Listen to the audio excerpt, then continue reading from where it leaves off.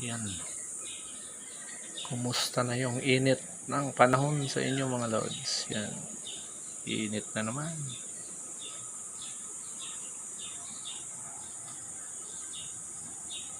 Buti may hangin-hangin ngayon dito sa lugar ko. So ang solusyon yan dyan sa init dito.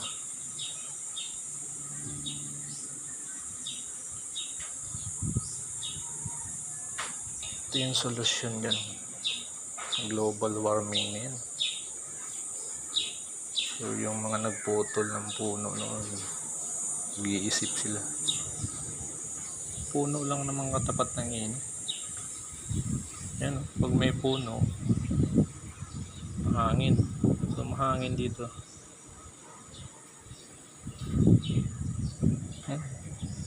Nara. Mahogany. So maganda yung subdivision na to. Hindi sila basta-basta nagpuputol ng ano dito. Puno. So kailangan mo ng permit dito. Magpuputol ba. Trinim na nga to eh. Kung hindi trinim, sobrang lilim dito. Yan ang mabulaklak. Daming bulaklak no.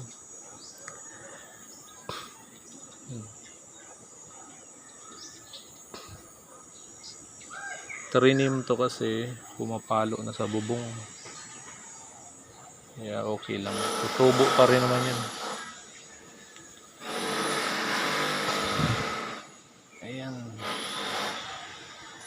So ngayon hindi masyadong mainit dito sa Binyan. So sa inyo lods, ewan ko lang kung anong, parang nasa Saudi na siguro kayo. So ang solusyon lang sa init, puno tsaka aircon, yun lang. Kung wala kayong puno, mag-aircon kayo. Yun, mahangin siya, huwag na puno.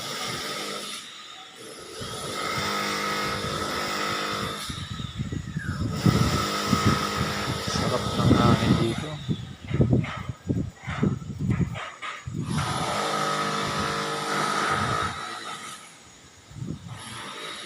Yun lang, magtanim tayo ng puno.